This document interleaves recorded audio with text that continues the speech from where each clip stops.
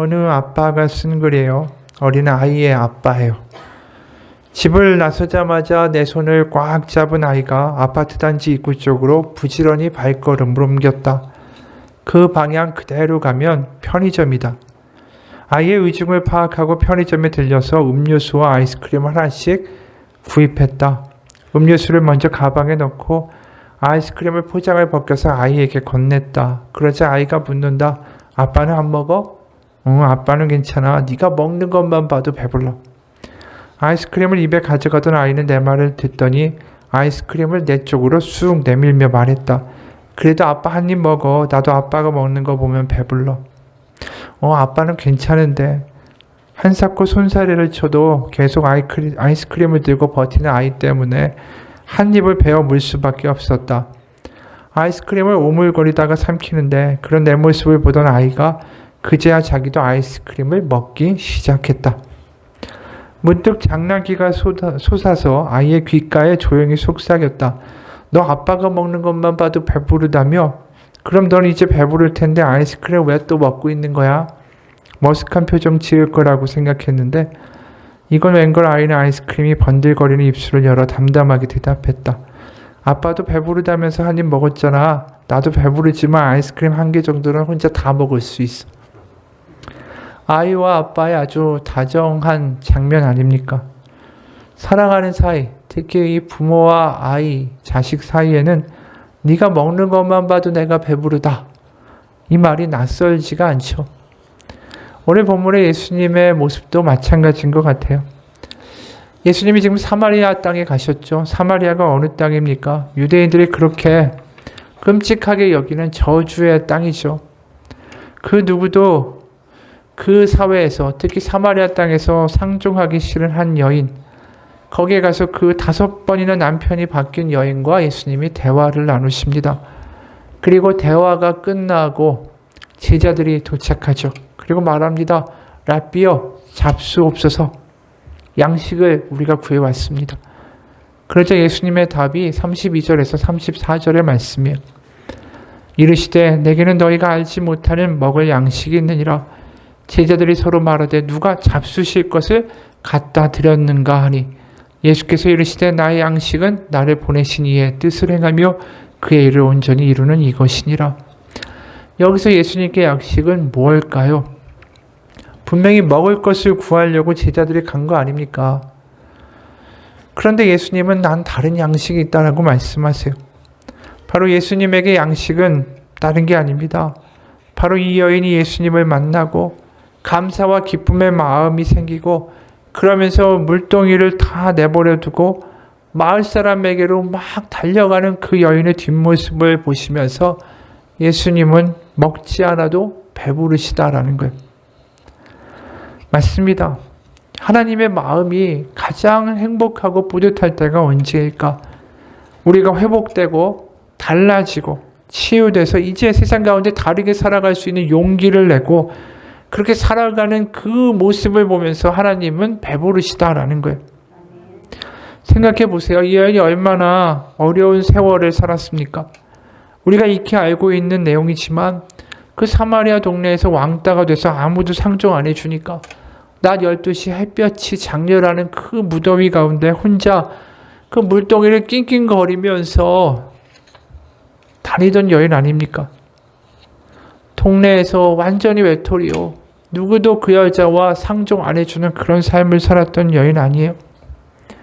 오늘 본문 앞에 16절에서 18절을 보면 이 여인의 쓰라린 인생의 말에 고백이 드러납니다. 16절부터 18절 보면 이르시되 가서 네 남편을 불러오라. 여자가 대답하여 이르되 나는 남편이 없나이다. 예수께서 이르시되 네가 남편이 없다 하는 말이 옳도다. 너에게 남편 5이 있었고 지금 있는 자도 내 남편이 아니니 내 말이 참되도다. 이 장면이 얼마나 비극적이에요. 남편을 불러오라. 그랬더니 남편이 없습니다 라고 말할 수밖에 없는 이 여인의 삶을 생각해 보세요. 같이 동거하고 있는 남자는 있지만 그 남자도 남편이 아니고 떠날 것 같다라는 그 삶, 그 하루하루의 삶이 얼마나 불안정하고 고달프고 이미 5번의 이혼을 당하면서 버려짐에 익숙했던 인생 아니에요. 누구도 자기를 제대로 인정해주고 품어주지 않던 인생. 그 말, 그 아픔, 그게 지금 나는 남편이 없나이다라는 말 가운데 무겁게 다가오지 않습니까?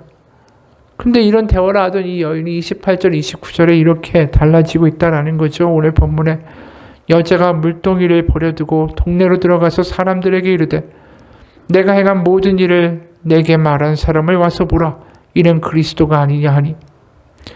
여기서 놀라운 건 뭐냐 하면 12시에 혼자 와서 물을 깃던 여인이 예수님과의 대화가 끝나자마자 담대하게 동네 사람들에게로 뛰어가고 있다는 거예요. 그 동네를 향해서 달려나가는 그 여인의 한 발자국 한 발자국이 이 기쁨의 걸음이고 감격의 걸음이고 회복의 걸음이고 소망의 걸음이다라는 것입니다. 여태까지 자기를 철저하게 무시했던 동네 사람들에게 나아가서 이야기할 수 있는 용기, 아니 말하지 않으면 견딜 수 없는 것 같은 기쁨이 그 여인을 뭔가 사로잡고 있다는 게 분명한 거죠. 특히 28절에 여자가 물동이를 버려두고 동네로 들어갔다. 이 말이 너무나도 은혜로운 말이에요. 이 물동이가 무엇을 상징할까요? 이 여인의 삶의 무게였습니다. 삶의 외로움이었어요. 혼자 매일마다 그 무거운 물동이를 끙끙거리면서 땀을 뻘뻘 흘리면서 아무 대화할 사람 없이 매일마다 물을 길어야 했던 그 삶의 순간순간이 이 물동이라는 단어 가운데 다 들어있다라는 거죠.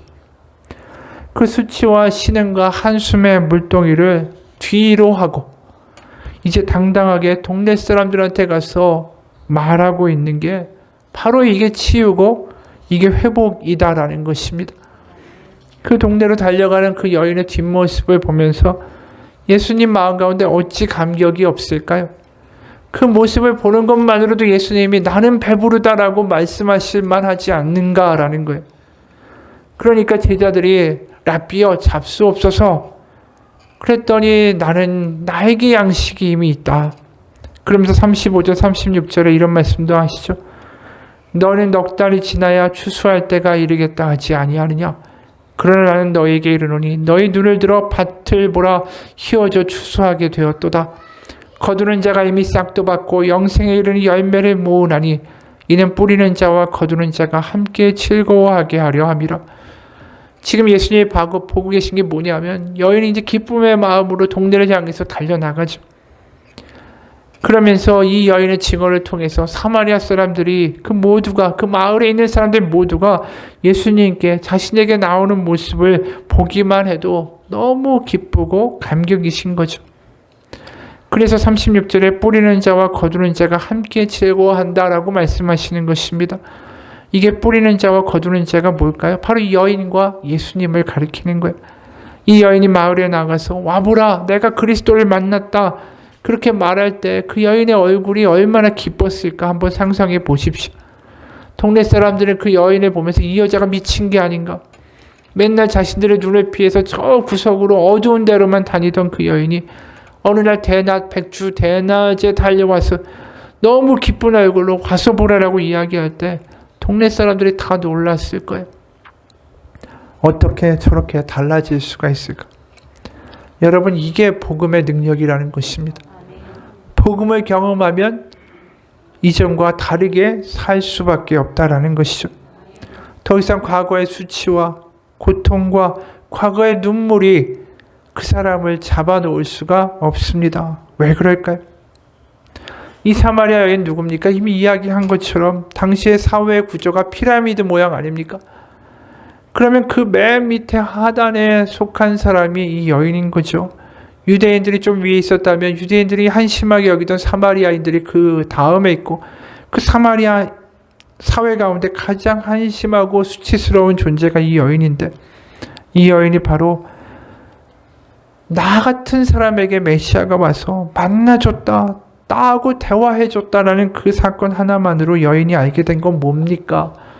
내가 세상 가운데 버림받고 수치받고 모욕받고 그래서 하나님마저 나를 포기한 인생이 아니구나. 하나님이 나를 아시는구나. 나를 잊지 않으셨구나. 그거를 알게 된 거예요. 그게 복음이고 그걸 아는 순간에 정과 똑같이 살 수가 없었다라는 거죠. 우리도 마찬가지예요. 우리가 사는 삶이 때로는 녹록지 않습니다. 내 뜻대로 안 될 때도 많죠. 어느 분이 이런 시를 썼습니다. 나는 이제 안다. 견딜 수 없는 것을 견뎌야 하고 받아들일 수 없는 것들에 지쳐서 당신에게 눈물이 차오르는 밤이 있음을 나는 또 감히 안다. 당신이 무엇을 꿈꾸었고 무엇을 이뤄왔는지를. 당신의 흔들거리는 그림자에 내 그림자가 겹쳐졌기에 내가 절로 헤아려졌다. 입에서 단내가 나도록 뛰어갔지만 끝내 가버리던 버스처럼 늘 한 발짝 차이로 우리를 비껴가던 희망들. 그래도 또다시 그 희망을 쫓으며 우리는 그렇게 살았다. 당신 참 애썼다. 사느라 살아내느라 여기까지 오느라 애썼다. 이 시 가운데 우리 마음을 뜨겁게 만드는 건 이 시인이 우리의 마음을 알고 위로하고 있기 때문이다라는 것입니다. 우리가 누군가 이렇게 우리의 마음을 공감해 주는 것만으로도 뭔가 힘이 나고 뿌듯한데 하나님이 나의 마음과 나의 처지와 나의 상황을 안다라고 하는 게 얼마나 우리를 감격하게 하고 변화시킬 수 있을까요? 이게 이 여인의 감격이었던 것입니다. 하나님의 아들이 자신을 만나주는 그 순간에 그 여인이 달라진 것이죠. 바로 그 여인의 못남을 지적하지도 않으시고 그 여인의 허물을 이야기하시는 것도 아니고 그 여인의 잘못을 지적하시는 것도 아니고 대화해 주시고 함께 해 주시고 그 모든 과거의 슬픔과 과거를 알고 계신다. 그 사실을 이 여인이 아는 순간 하나님이 나를 공감해 주신다라는 것을 아는 순간에 바로 이 여인에게 치유와 변화가 일어난 것입니다. 여러분, 하나님이 내 모든 걸 아신다. 그 모든 것을 아시고도 이 문제투성이 엉망인 나를 떠나지 않으신다.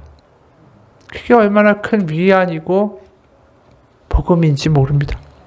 박근호 작가라는 분이 이런 글을 썼어요. 내가 20살이 되던 해에 나는 또 다른 이름을 갖게 되는데 그 이름은 보호자였다.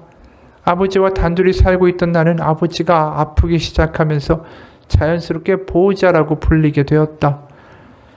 처음에는 그러지 않으셨는데 요양병원 생활이 오래 또 자주 반복되면서 아버지는 진료에 점점 비협조적인 태도를 보이셨고 어느 날 갑자기 간호사가 보호자님 잠깐 뵐게요라며 나를 불렀다.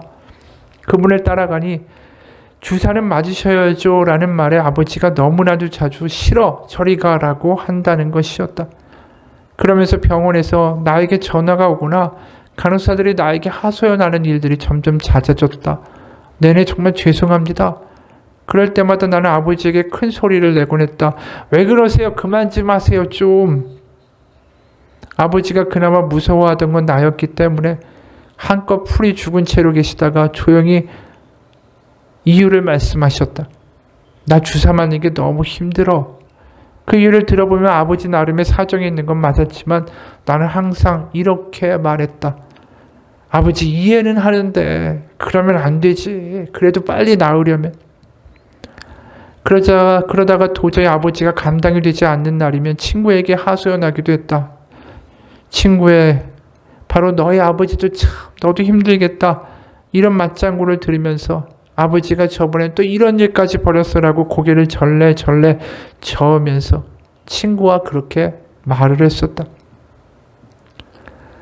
그리고 그때 친구와 내가 했던 말도 항상 그 말이었다. 이해는 하는데 아버지가 그러면 안 되지.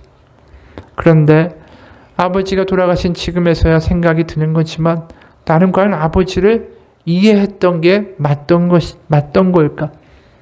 사람이 두통만 있어도 그렇게 예민해지는데 온몸이 아프셨던 아버지가 느꼈을 고통을 과연 내가 이해했던 것인가? 말로는 이해는 하는데 아버지가 그러면 안 되지라고 말하지만 내가 과연 자신에게 남은 건 희망이 아니라 천천히 죽어가는 일뿐이라는 걸 느꼈을 아버지의 기분을 내가 알고 있던 걸까? 아버지를 이해한다라고 했지만 사실 내가 이해했던 건 병원 사람들이었다. 저희 아버지 때문에 고생 많으시죠?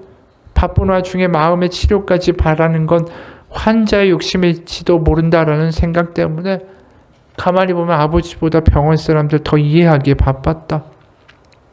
협조적이지 않았던 아버지의 태도를 간호사님에게 대신 사과하고, 그 대신에 아버지의 이야기를 좀 더 들어줬더라면 어떻게 됐을까? 아버지가 나에게라도 무언가 털어내고 병원에서 조금은 웃을 수 있지 않았을까? 나만이라도 아버지의 편을 들어주지 못한 걸 아직까지 후회가 되고 있다. 그날 이후로 누군가의 말에 이해는 하는데 라는 말로 내 생각을 절대로 말하지 않는다. 그렇게 말한다는 건 사실 아무것도 이해하지 못했다라는 것을 뜻하는 것이기 때문이다. 정말로 이해했다면 화를 내는 대신에 괜찮다라고 말해줬을 텐데, 정말 이해했다면 화를 내는 대신에 안아주거나 옆에 가만히 앉아 고개를 끄덕거렸을 텐데. 여러분, 우리가 지금 예수님과 이 여인의 대화의 모습이 바로 그거예요. 화를 내거나 지적하거나 내가 너 이해는 하는데 그렇게 살면 안 되지, 이렇게 말씀하시지 않아요. 그냥 그 여인의 대화를 들어주시고 그 여인 옆에 머물러 주시고 어떤 정답을 강요하고 계시지 않다라는 것을 우리는 보게 됩니다. 바로 십자가 예수님이 그런 예수님이에요. 나의 모든 처지와 아픔과 고통을 아시는 하나님의 아들, 그분이 내 옆에 머물러 주십니다. 그리고 나의 모든 짐과 허물과 고통과 부족함을 아시고 나를 안아주시고 같이 울어주시고 같이 기뻐해 주시죠. 그게 복음이라는 거예요. 내가 원하는 것이 이루어지고 내 소원과 문제가 해결되는 것이 복음이 아니라, 내가 어떤 상황이 되든 간에 그걸 안다라고 하시며 비난하거나 정죄하지 않고 그곳에 같이 머물러 주시는 하나님, 그게 복음입니다. 하나님이 사랑이시다라고 말하는 성경의 말씀은 그래서 절대로 추상적인 말씀이 아니에요. 바로 십자가로 하시는 하나님의 약속입니다. 실제로 오늘 3절과 4절을 보면 이런 대목이 나와요. 유대를 떠나서 다시 갈릴리로 가실새 사마리아를 통과하여야 하겠는지라. 이 구절에 우리가 그냥 보면 그런가 보다 라고 지나치기 쉽지만, 이것이 유대인들이 보기에는 굉장히 어색한 조합의 구절들이에요. 3절에 유대를 떠나서 다시 갈릴리로 가실새. 여기까지는 좋아요. 유대는 바로 예루살렘 지역을 의미하는 것입니다. 갈릴리는 북쪽에 있는 호수죠. 그럼 그 사이에 뭐가 있습니까? 사마리아가 있어요. 그럼 유대를 떠나서 다시 갈릴리로 가실새. 그럼 그 다음에 무슨 이야기가 나와야 하냐 하면, 사마리아를 우회해서 갔다든가 아니면 사마리아 사람들하고 상종치 않기 위하여 밤중에 지나간 다음에 그 몸에 붙은 부정한 그 땅의 먼지들을 털어냈다든가, 이런 식으로 이야기가 진행돼야 되는 것이 일반 유대인들의 상식이에요. 근데 4절에서 뭐라고 얘기합니까? 유대를 떠나 갈릴리로 가실새 사마리아를 통과하여야 하겠는지라. 여기에 통과하여야 한다라는 말은 헬라어로 데이라는 헬라어예요. 이건 must라는 영어 있죠. 뭐뭐 해야만 한다. 의무를 나타내는 동사예요. 그러니까 유대에서 갈릴리로 가는데 사마리아를 꼭 반드시 지나야만 했다라고 말씀하고 있다라는 것입니다. 그러면서 이 여인의 이야기가 나와요. 결국 뭘 얘기합니까? 예수님이 다른 길도 있으셨다라는 거예요. 그리고 다르게 지나가는 게 그 당시의 상식이었다라는 것이죠. 근데 왜 백주 대낮에 여기를 가셔야만 했을까? 바로 이 여인을 만나셔야만 했다라는 것이죠. 이 여인에게 분명히 하나님의 마음을 알려주고 가셔야만 했기 때문이에요. 그리고 그 사마리아 마을 사람들에게도 마찬가지고. 결국 그건 뭡니까? 너는 잊혀진 사람이 아니라는 거죠. 너는 저주받은 자가 아니고 넌 하나님의 자녀라는 것입니다. 여러분, 하나님이 나를 아시고 나를 공감하시고 나와 함께 하신다라는 것을 알게 되는 것만큼 기쁨이 없어요. 문제가 해결되지 않아도 이 시간 하나님 모든 걸 알고 계시고 나의 모든 감정에 공감해 주신다. 그거 하나만으로도 우리는 다시 살아갈 수 있는 힘이 생기는 것입니다. 이 여인이 갑자기 남편이 생겼습니까? 지금 동거하는 남편이 갑자기 회개해서 내가 잘 살겠다라고 뭐 반응을 보였습니까? 그러한 이야기는 나오지 않아요. 하지만 이 여인은 이미 그 모든 것들 가운데 이길 수 있는 마음이 생긴 거예요. 하나님이 아신다라는 거. 오늘 상담가가 이런 말 합니다. 부모의 입에서 나오는 이야기를 들어보면 늘 목표를 이야기할 때가 많다. 아이에게 운다고 뭐가 해결돼? 한 문제라도 더 풀어봐야 되지 않니? 그래도 밥은 먹어야지. 너로까지 잘못되면 큰애랑 아범은 어떻게 하라고 그러니? 우리가 어리거나 나이가 들거나 부모의 항상 걱정 어린 충고는 문제 해결만을 염두에 두고 있다. 그러나 문제 해결이 능사가 아니다. 부모가 저지르기 가장 큰 실수, 쉬운 실수는 그래서 진정으로 공감하기보다는 손쉬운 동감에 빠지는 것이다. 이런 동감이 가진 특징은 자신이 상대방의 속마음을 다 알고 있다라고 믿는 잘못된 생각에서 출발한다. 많이 힘들겠다. 나도 그랬어. 나도 어릴 때 수학 싫어했거든. 그래서 네 느낌 알 것 같아. 이렇게 아는 척하는 게 손쉬운 동감이다. 하지만 동감은 공감이 아니다. 진정한 공감을 하기 위해서는 판단하지 말고 아주 천천히 상대방의 마음의 웅덩이에 그 고통의 자리에 서서히 발을 디디려는 꾸준한 마음과 사랑이 필요하다. 공감은 사랑이 없으면 안 된다라는 거예요. 그래, 이해해, 알아. 그런데 이게 아니라는 거죠. 그런 데가 없이 그냥 그 자리에 머물러 줄 수 있는 것은 바로 공감은 사랑하기 때문에 가능한 거예요. 지금 예수님이 해주시는 건 뭐냐 하면 그거예요. 그 사마리아 여인의 어려운 어두운 가운데 같이 머물러 주신 거죠. 사마리아에, 그것도 정오에 이 수치의 우물가까지 그래서 오시는 하나님의 아들 아닙니까? 그래서 이 땅에 저 낮은 십자가와 구유까지 오시는 하나님 아닙니까? 바로 우리와 같이 하시는, 머무는 하나님이 되시기 위해서 말입니다. 한 이야기를 소개하죠. 예수전도단의 프로이드 맥클랑 목사님이란 분이 있는데, 이분이 매춘 사업이 합법화된 네덜란드의 그 암스테르담의 창녀촌에서 목회를 했습니다. 그가 창녀촌에서 그 사람들의 친구가 돼서 복음을 전하는 가운데 수많은 창녀들과 매춘 사업에 종사하던 수많은 사람들을 하나님의 품으로 돌아오게 하는 놀라운 사역의 열매들이 있었어요. 그러니까 선교단체에서 이제 이 맥클람 목사님이 사역하는 데 가서 한번 봐야겠다. 그래서 이제 탐방을 오게 됐습니다. 이 맥클람 목사님이 선교단체의 선교사들이 이제 자기가 사역하는 걸 방문했을 때 자신이 그곳의 창녀들과 격이 없이 인사를 나누고 친구가 된 모습을 보여주면 어떻게 생각할까 걱정이 됐대요. 그때 이 맥클람 목사님의 마음속에서 들려오는 음성이 있었습니다. 내가 뒤에 손님이 있다라는 것 때문에 내 이름을 부르고 다가오는 저들을 모른 척 할 수 있을까? 만약 그렇게 해서 그들이 그동안 친밀하게 내가 다가왔던 행동을 이상하게 생각하면 어떻게 할까? 그래서 맥클랑 목사님이 더 이상 뒤에서 함께하는 선교사님을 신경 안 쓰기로 했어요.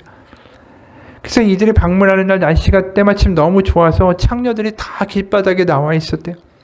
거의 옷을 입지 않은 벌거벗은 수준의 이 창녀들이 있었는데 평소처럼 맥클람 목사님을 친구처럼 격이 없이 대하고 인사를 나눈 거예요. 몇 년 후에 이 맥클랑 목사님이 미국의 어느 선교 집회에 말씀을 전하기 위해서 가게 됐습니다.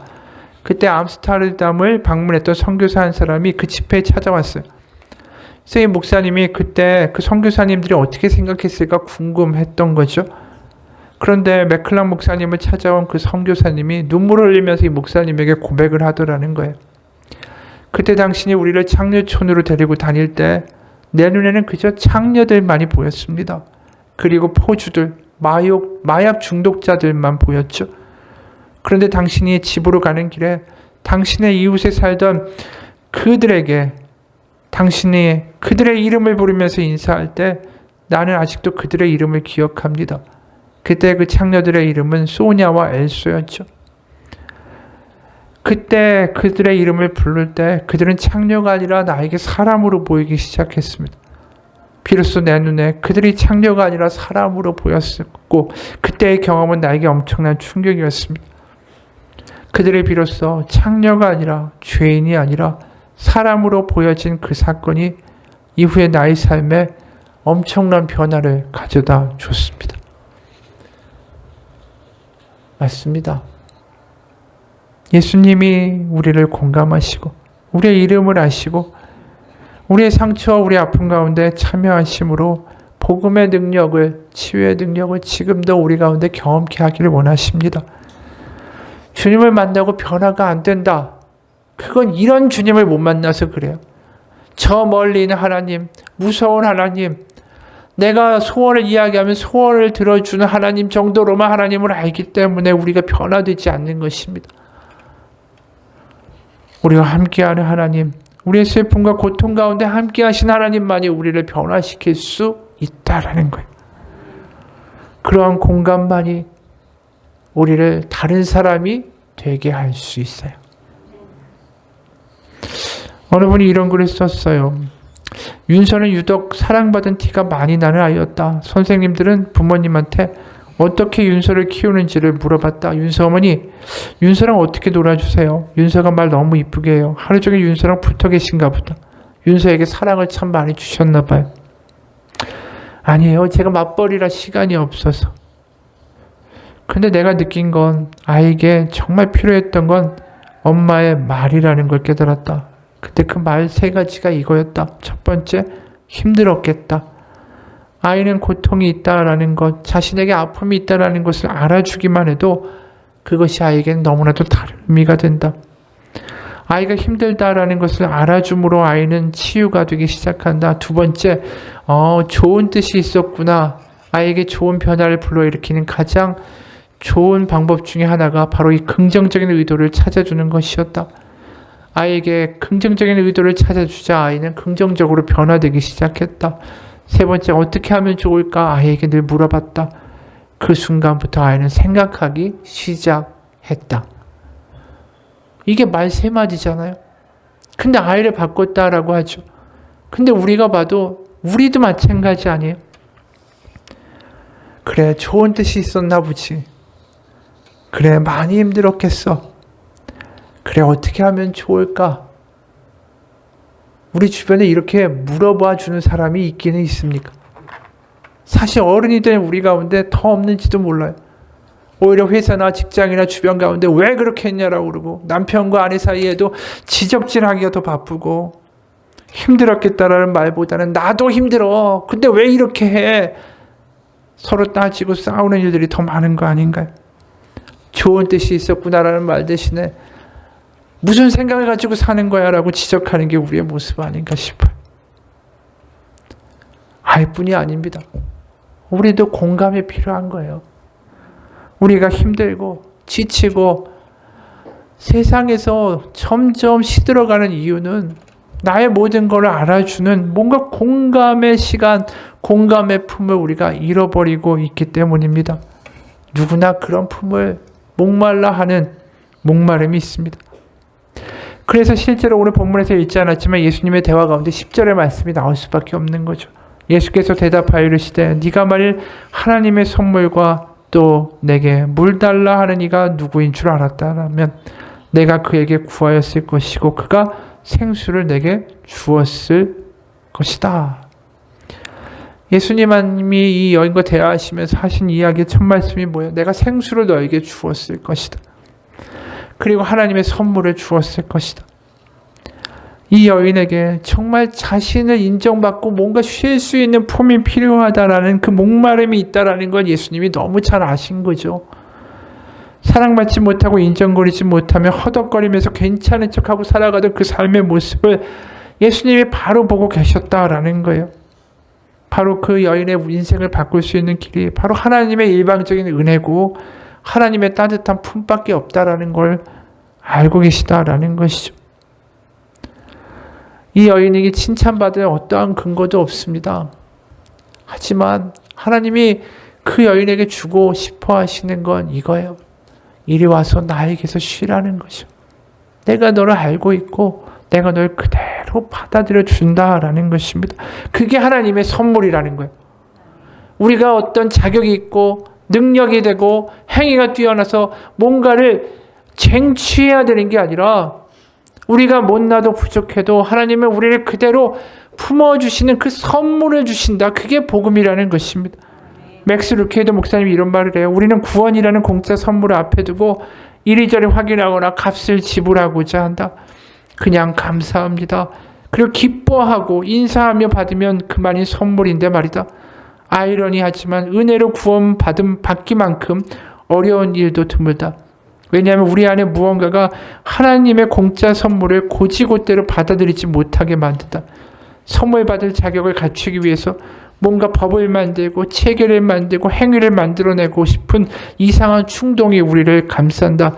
이유는 단 하나, 교만 때문이다. 은혜를 받아들이려면 그 필요성부터 인정해야 되는데 우리는 대부분 그러기를 싫어한다. 은혜를 받아들이려면 자신의 절망감부터 인정해야 되는데 이게 우리가 잘 못하는 일이다. 선물을 받으려면 어떻게 해야 된다고요? 목마른 마음이 있으면 된다라는 거예요. 우리의 그 모습을 그대로 하나님 앞에 내어드릴 수 있는 그런 깨어진 마음이 있으면 된다라는 거예요. 여러분, 우리가 오늘 금요일 날 치유 기도회라고 말하지만 그 치유가 어떤 치유일지 우리는 몰라요. 하지만 진정한 치유는 날 깨어진 마음을 가지고 그냥 아버지 앞에 나아갈 때 그곳에서 같이 머물러 주시며 우리를 같이 긍휼히 여기시고 공감해 주신 하나님을 만나는 것, 그것이 바로 치유의 시작이다라는 것입니다. 그래서 23절에 아버지께 참되게 예배하는 자들은 영과 진리로 예배할 때가 오나니 이때라. 아버지께서는 자기에게 이렇게 예배하는 자들을 찾으신다. 바로 그거예요. 지금 우리 이 자리가 영과 진리로 예배한다는 게 뭡니까? 척하지 않는 거고요. 우리의 속마음을 아버지 앞에 그대로 나아가 이야기할 때에 내가 안다라는 하나님을 만나는 자리, 그게 영과 진리로 예배하는 자리입니다. 누군가의 글이에요. 오늘도 나는 연극을 했다. 진짜 배우도 아니면서 거짓 웃음, 거짓말, 거짓 행동을 스스럼 없이 꾸며내며 다른 사람의 대본을 마치 내 대본인 양 외우고 다녔다. 내가 맡은 역할이 무엇인지도 모르면서 문득 거울을 본다. 이제 분칠을 벗겨내고 여기저기 남아있는 분자국을 지워낸다고는 했지만 아직도 내 얼굴 어딘가에는 깜빡 잊고 지우지 못한 분장의 찌꺼기가 남아있을 것이다. 그 자국 그대로 나는 잠이 들 것이고 눈을 뜨자마자 또 정신없이 집을 나설 것이다. 따지고 보면 관객도 없는 텅 빈 무대에서 무엇을 잡자고 이리도 허우적거리나 마음까지 비춰주는 거울이 없다라는 게 어떤 면에서는 퍽이나 다행스러운 일이다. 그래서 우리는 누구나 거울 앞에서 당당하게 자신의 모습을 비춰보지 않는가? 그러나 만일 당신 앞에 당신의 마음까지 비춰주는 거울이 있다면 그때에도 그렇게 자신만만할 수 있을까? 세상 가운데 다른 모습으로 살기를 강요받는 인생들 아닙니까? 우리가 이 시간 가장이라는 짐도 내려놓고 또 내가 부모라는 짐도 내려놓고 그냥 공감받지 못하고 어떻게 보면 허우적거리는 나의 마음을 그대로 아버지 앞에 고백하기 원합니다. 그것이 채워져야 우리에게 치유가 일어나고 변화가 시작돼요. 실제로 어느 자매가 굉장히 열심히 사는 자매가 있었어요. 교회에서도 열심히 하고 일도 열심히 하고 쉴 줄을 몰라요. 그런데 이 자매가 자기가 왜 그렇게 사는지를 알게 된 거예요. 이유가 뭐냐면 인정받아야 된다라는 생각이 많았던 거죠. 고등학교 때 입시에 실패해서 2차 전역으로 대학에 들어갔을 때 아버지가 실망스러워하던 얼굴이 눈에서 잊혀지지가 않는데 다시 아버지를 실망시켜서는 안 된다는 압박감 때문에 열심히 학교 생활했대요. 교수도 마치 아버지의 모습처럼 보이기 시작하고 교수에게도 또 직장 상사에게도 뭔가 실망시키면 안 된다라는 생각이 점점 많이 드니까 자신이 부족하고 그러다 보니까 자신을 계속 채찍질하는 삶을 살았다라는 거예요. 하나님을 믿기 시작하고 신앙이 생겼지만 학교든 일이든 직장이든 삶의 현장에서 평안이나 자유를 경험하지를 못했다라는 거죠. 그걸 보면서 누가 이런 말을 해요. 우리 안에는 아주 작은 어린아이가 있다. 그 아이는 인정받고 싶어 울고 있다. 이 아이는 욕구가 채워지지 않을 때 우리의 속사람을 힘들게 하고 괴롭힌다. 우리는 그 어린아이의 존재를 모른 채 그저 감정에 이끌려 살아간다. 그러나 이 아이는 오직 하나님의 사랑과 인정을 통해서만 인정을 얻고 안정을 얻고 쉼을 누릴 수 있다. 사탄은 끊임없이 우리가 자신에게 없는 것에 집착하게 만든다. 그럴수록 우리는 받은 것을 기쁨으로 누릴 수가 없다. 세상의 인정을 추구하는 만큼 세상에 더 붙들릴 뿐이다. 하늘로부터 오는 자유를 놓치게 될 뿐이다. 나는 인정받고 싶은 욕구 다 내려놓고 하나님께 나아가 그 하나님 앞에 우리의 약점도 우리의 문제도 다 내어놓고 그냥 그 아버지 앞에서 쉬는 복음을 경험하기를 원한다. 하나님께 그래서 우리의 모든 허물을 드러낼 때 하나님 앞에 드러내진 약점은 더 이상 약점이 아니라 그 순간에 하나님의 은혜의 통로가 되고 영광의 상처가 되기 때문이다. 여러분, 오늘은 좀 이야기가 딱딱할 수도 있고 같은 이야기를 왜 저렇게 하냐라고 말할 수도 있을 거예요. 근데 우리가 하나님 앞에서 가장 중요한 건 다른 게 아닙니다. 솔직해지는 거예요. 솔직해지지 않기 때문에 무감각해져요. 어느덧 내 신앙이 무덤덤하고 신앙에서 뜨거움도 없고 인생도 무덤덤하고 슬럼프에 빠져 있다면 이 시간 가장 필요한 건 하나님 앞에 나아가는 솔직한 고백뿐입니다. 거기서 시작하는 거예요. 그냥 우리의 마음을 이 시간 아버지 앞에 그대로 토로하고 그냥 아버지 앞에 어린아이처럼 나아가기를 소원합니다. 그 어디서든지 공감받지 못하고 말할 수 없었던 나의 마음들을 아버지 앞에 고백하고 그 수치의 물동이를 뒤에 내버려두고 다시 세상으로 나아갈 수 있는 그런 사마리아 여인과 같은 복음을 경험하는 우리의 삶이 되기를 축원합니다. 같이 기도하겠습니다. 하나님 아버지, 복음은 저 멀리 있는 것이 아닙니다. 나를 바꿀 수 있는 것입니다. 감격할 수 있는 것이고 기뻐할 수 있는 것이고 가슴이 뛸 수 있는 것입니다. 왜요? 하나님이 나를 안다고 하시기 때문에. 우리가 그 이야기를 듣지 못해서 어느 순간 허덕허덕거리고 인생 살면서 지치고 매일 살아도 변화가 없고 믿음에도 기쁨이 없고 감격이 없습니다. 어느 순간 우리의 마음은 무덤덤해지고 아무것도 느껴지지 않고 그냥 그렇게 살아가기에 익숙한 딱딱한 마음이 되어버렸습니다. 나의 마음을 드러내놓고 하나님의 마음을 그곳에서 느끼는 시간을 가지기보다 어느덧 나의 마음을 눌러놓고 닫아놓고 아무것도 느끼지 못한 채로 살아가기에 익숙해져 버린 이 마음을 하나님 이 시간 깨부수시고 부드러운 마음이 되게 하여 주옵소서. 하나님 앞에 울 수 있으면 거기서 새로운 시작이 시작될 수 있습니다. 하나님 앞에서 솔직해질 수 있으면 그곳에서 새로운 소망을 발견할 수 있습니다.